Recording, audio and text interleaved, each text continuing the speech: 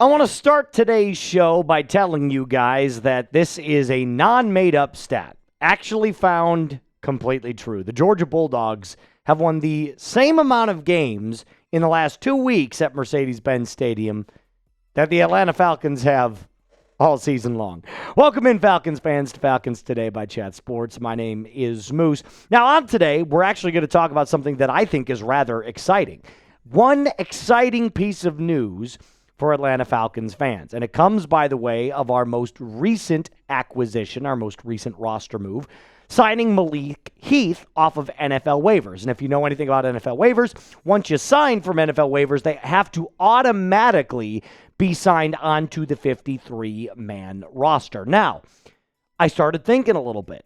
Okay, now that Malik Heath has signed, is there definitely a shakeup now with the starting lineup? Well, we've already seen 2 starting wide receivers get thrown into the starting lineup. Could we be seeing more changes as they come about? Now, before we get into what I believe could be a very exciting last 4 games based off of these changes, if you want more daily videos, you got to subscribe, but it goes beyond that. If you want more daily videos, if you want more and more Falcons content, you got to share this video with some Falcons fans in your life. So click that little share icon and send it to somebody that has never seen a Falcons Today episode.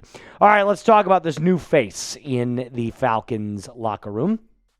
Malik Heath is a UDFA, or was a UDFA, out of Ole Miss back in 2023 with the Green Bay Packers. He appeared in 37 games for the Packers. So this is an active wide receiver that got a lot of playing time. 36 receptions, 308 yards, and 3 career touchdowns for his entire career in his very short 37 games that he's played in the NFL. Now, I will start by asking this question, not only to Raheem Morris, but to Terry Fontenot, Zach Robinson. Why does it take so long to make decent roster moves? We've been clamoring for the Atlanta Falcons to sign some wide receiver help, to get any sort of help for Drake London, Michael Penix when he was playing, and then Kirk Cousins. And all of a sudden, now that we're completely out of playoff contention, okay, let's now start signing some players. We'll go get KJ Osborn, although he just rots on the practice squad. We can get Malik Heath and sign him to the active 53, but what good does that do? We're out. So why does it take so long? Why didn't you do this in week 7, 8, 9? I digress. Falcons Wire had a pretty good excerpt talking about what Malik Heath is and where he kind of comes from. The Falcons currently have 9 wide receivers on the roster, but they haven't gotten much production from the position without Drake London. London is considered day-to-day with a knee injury and was listed as a non-participant on Monday's estimated injury report. They go on to talk about Malik Heath, where he comes from, Green Bay, kind of basically what I just summed up to you guys in that little player bio for him. Here's also what I know about this acquisition. Raheem Morris came out yesterday and essentially told us that the coaching changes were now irrelevant. Okay, fine. Maybe I acted a little angry in yesterday's video, but I still have a glaring problem. If it's about talent acquisition and if it's about player evaluation, then we need to see the practice squad players. We need to see the most recent signings in action, because we've already seen what the current roster is capable of, and that's 4 wins. So why not, that we're out of playoff contention, see what you have on the practice squad? I can name 5 players that I want to see immediately. Chris Blair, Nick Nash, KJ Osborn, Kyle Trask, and CJ Henderson. All 5 of them. All of them, I would rather see than Kirk Cousins and the current sludge that we've got trouting out every single week at the wide receiver position. I saw an interesting statistic, little sidebar here for you, that out of the 9 active roster wide receivers on the active roster, we have 9 of them. Out of those 9, if you take away Drake London, you have 8 other wide receivers. Out of those 8, only 3 combined touchdowns. That is beyond pathetic. But I'm sure you're wondering, Moose, why would we make the lineup changes now that we're out? Well, I'll tell you why. There is no need to start Drake London anymore. Like, what's the point? Just rest him, let him get healthy for next year. There is literally no point other than our own amusement to go out there and see Drake London. You can evaluate 53-man roster talent for next year. So any of these players that we could see play, if any one of them plays well, they might have a shot to make the 53 next year. Oh, and by the way, it gives the fans some excitement. Are you excited about watching the Falcons versus Tampa Bay Buccaneers coming up here in a little bit? I don't think so. But maybe if we made some changes, maybe if we made some starting lineup adjustments, maybe there would be a little bit more excitement. And coming up here, by the way, I'm going to ask you this question real quick. Name a practice squad player that you want to see play. Let me know in the comment section down below. Mine is Nick Nash. I've been staking my claim for Nick Nash to get on the field as frequently as possible. For whatever reason, they just don't want to activate him, and it's crazy to me. But coming up, like I said, I do think there needs to be a change at quarterback. I've already seen what Kirk Cousins is. I know what the contract says. There is no reason to play Kirk Cousins another game for the rest of the 2025 season. Before I get into the quarterback change that I would make, I have to tell you about our friends over at Harry's. As the hairiest guy, you know, trust me when I say this, I've got Harry's products lined up on deck ready to go at home. It is the only product that I trust with my personal grooming habits. And let's be completely honest with ourselves. Did your old razor dull way too quickly? Did it irritate your neck? Did it cost way too much? Let's be clear, $30 for 8 refills, guys, is a total scam. Harry's Plus now has an advanced pivoting system to reach every corner of your face. Refined blade tech for a closer and smoother shave and a weighted handle that adds extra control and comfort. With Harry's Plus, you're getting a barbershop quality shave with German-engineered blades. Each blade honed at 3 different angles to cut hair cleanly at the root without any sort of tugging.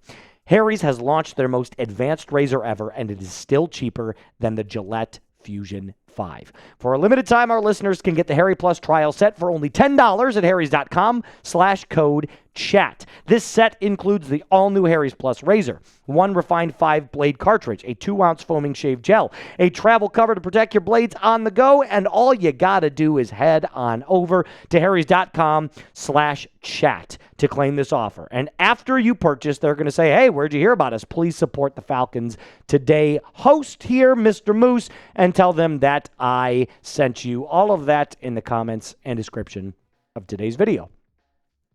I think you need to start Kyle Trask. Whoa, Moose, he's a practice squad guy. Why would you start him? Why not?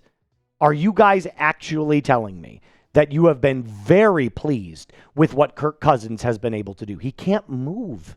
And against the best competition, Kirk Cousins clearly can no longer do it. I mean, I don't need to see anything else from Kirk Cousins this year. 4 games started, a record of 1-3, passing yards 845, touchdown to interception ratio is 1-1, so 3 touchdowns to 3 picks, and a passer rating of 76.5.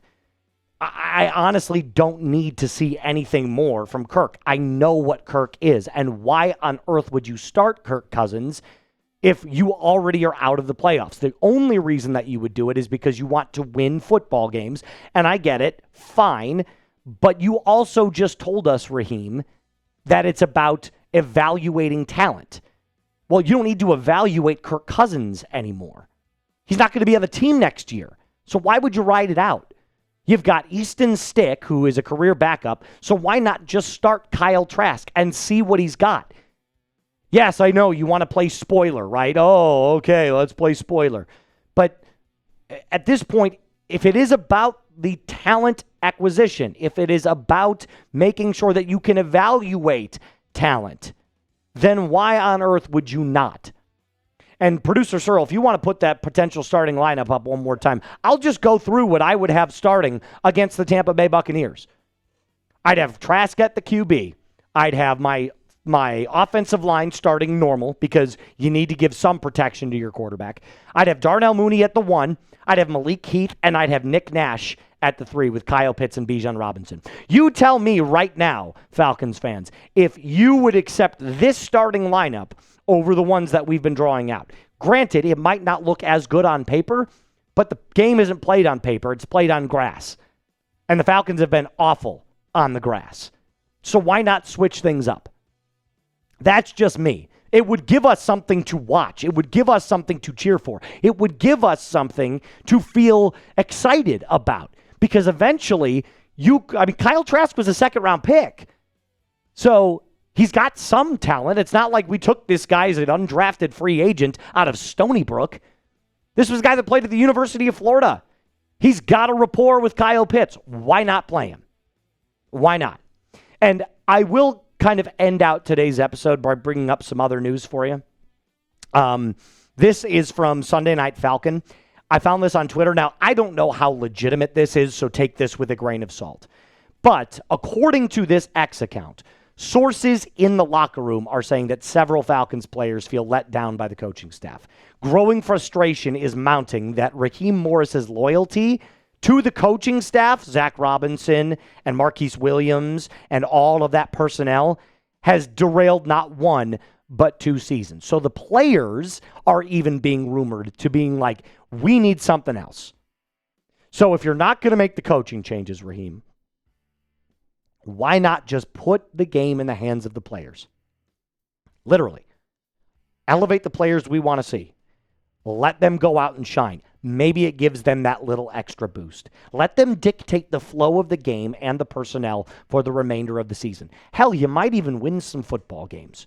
And I'm sure there's going to be one Falcons fan, maybe 3 or 4, that get down there and go, Moose, you cannot absolutely believe that Kyle Trask gives us a better chance to win. Of course not.